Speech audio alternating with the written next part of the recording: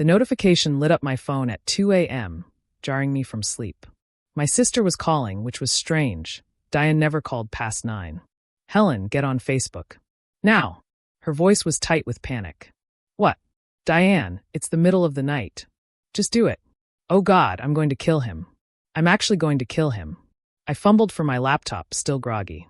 My name is Helen Park, I'm 41 years old, and I'd recently dipped my toe back into the dating pool after my divorce.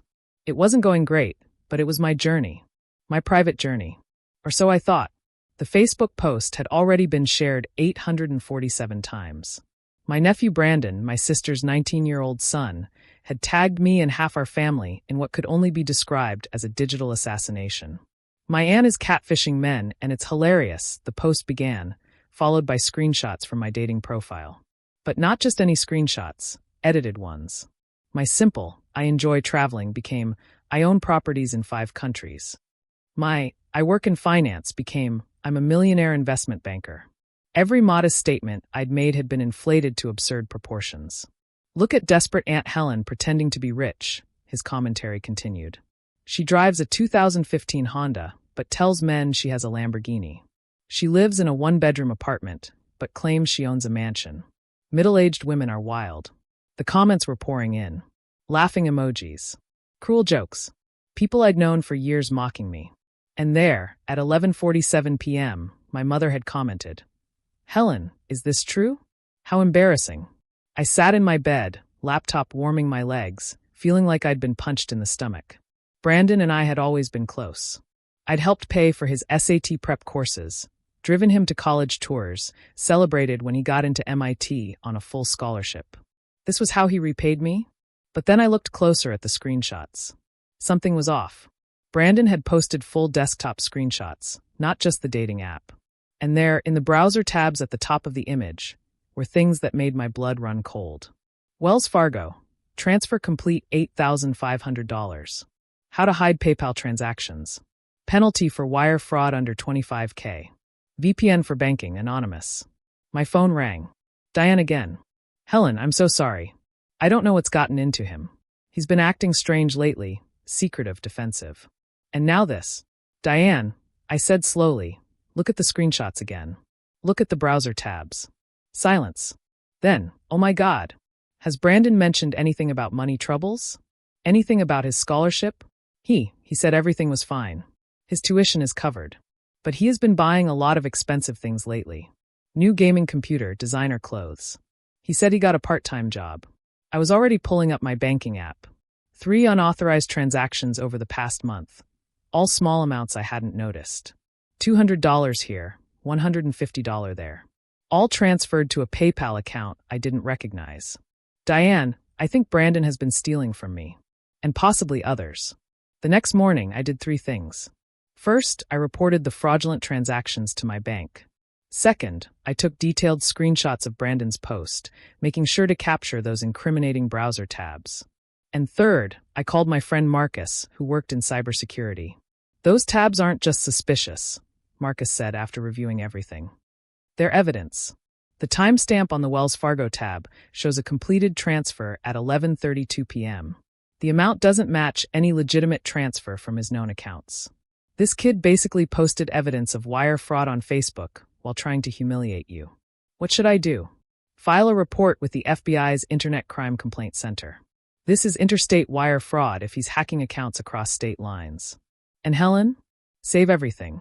Every screenshot, every comment, every share. He can't delete his way out of this. Too many people have already shared it. Brandon must have realized his mistake because by noon, the post was gone. But it was too late. I'd already documented everything, and so had hundreds of others who'd shared it. The internet doesn't forget. That afternoon, I created my own Facebook post. To everyone who enjoyed laughing at my desperate attempts at dating. Yes, I'm on dating apps. Yes, I'm 41 and single. No, I didn't lie on my profile. Those screenshots were edited. But let's talk about what's really interesting. The browser tabs visible in those screenshots. The ones showing bank fraud, wire transfers, and searches about avoiding prosecution. Brandon, sweetheart, when you try to humiliate someone online, maybe close your criminal activity tabs first. P.S. The FBI Cyber Division has been notified. They're very interested in those Wells Fargo transfers. I tagged Brandon, Diane, and every single person who'd mocked me in the original post. The reaction was immediate. Brandon called me 15 times in 10 minutes. I didn't answer. Diane called next. Helen, please. He's terrified. He's saying it's not what it looks like. Then he can explain it to the authorities, I said calmly. He's 19, Diane. An adult. He committed fraud, then tried to publicly humiliate me to feel better about himself. Cover his tracks? I'm done protecting him. But his scholarship. Should have thought of that before he started stealing. The FBI moved faster than I expected. Within a week, they'd subpoenaed Brandon's devices and financial records. The investigation revealed he'd been running a sophisticated fraud scheme for months, using phishing emails to gain access to family members' banking information, then making small transfers he hoped wouldn't be noticed. Total stolen, $47,000 across 12 victims. The worst part, he'd specifically targeted older relatives, assuming they wouldn't notice or wouldn't understand technology enough to catch him. He'd stolen $5,000 from our 75-year-old Uncle Robert's retirement account, $3,500 from our cousin Marie while she was undergoing chemotherapy.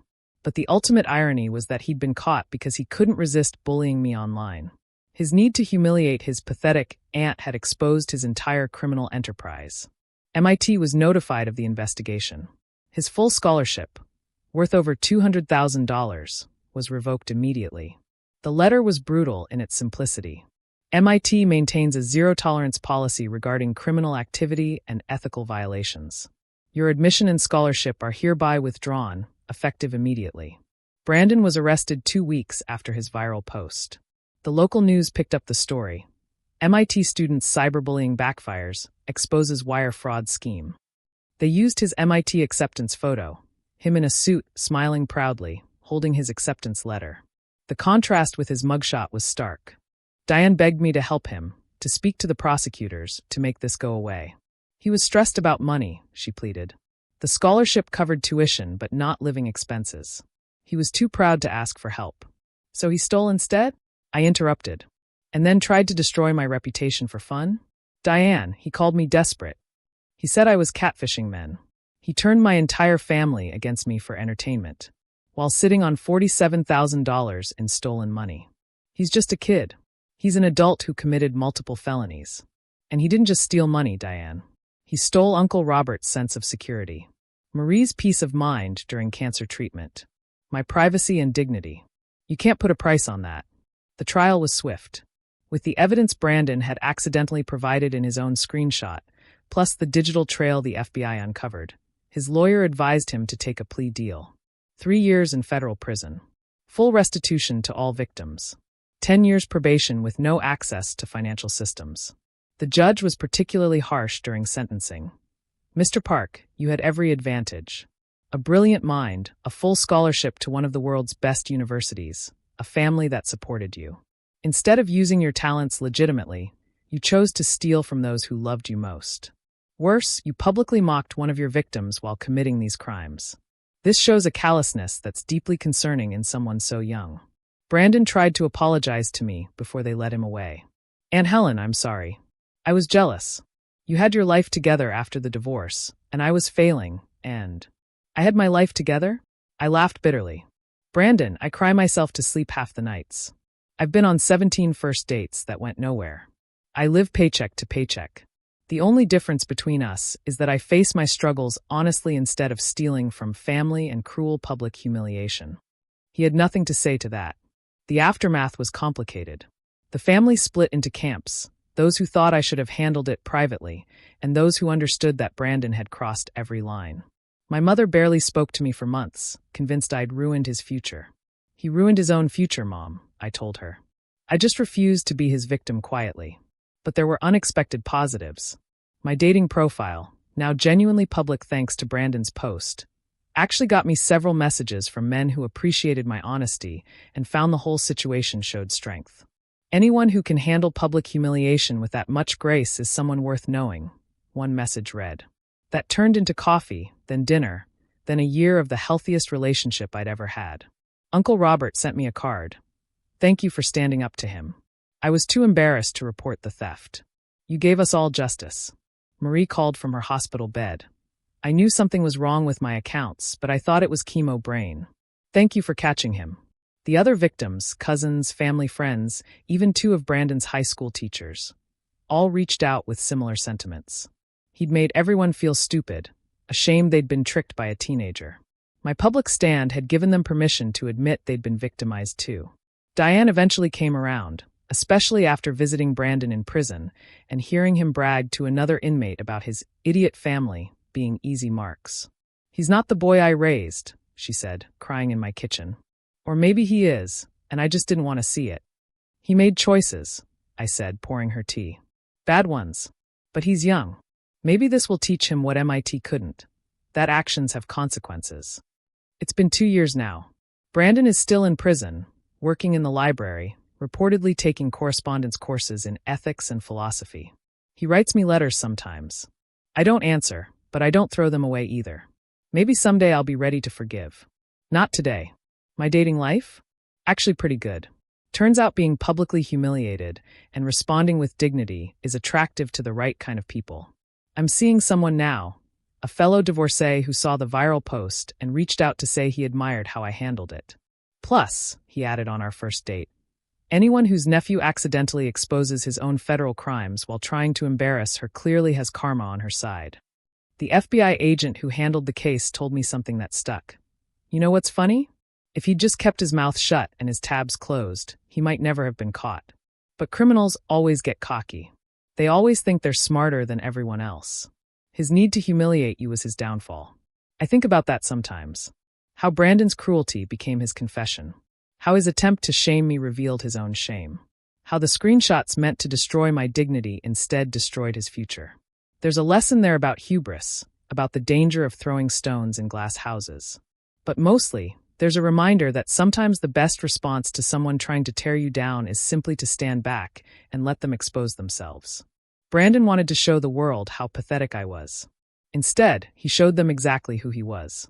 And while I wouldn't wish federal prison on anyone, I can't say he didn't earn it. My dating profile is still active. Honest, modest, real. No lies about mansions or Lamborghinis. Just a 43-year-old woman looking for connection, with a really interesting story about why you should always check your browser tabs before taking screenshots. It's amazing how many people swipe right on authenticity, even if it comes with a side of federal investigation.